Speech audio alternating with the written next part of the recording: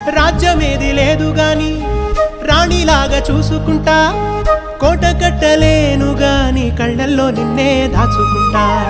రాత ఎట్లా రాసి ఉన్నా ఆ మార్చి నీతో రాసుకుంటా. స్వర్గమంటూ ఉన్నదంటే అది నీతోనే ప్రతిరోజు పంచుకుంటా.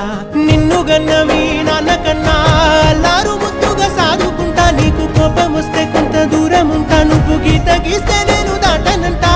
కంట నీరు కంటి రెప్ప దాటకుండా కాటుకై కావలుంటా. రాంబాయి నీ మీద నాకు మనసాయనే, ఏనాడు నిన్ను వీడిపోని నీడైతనే.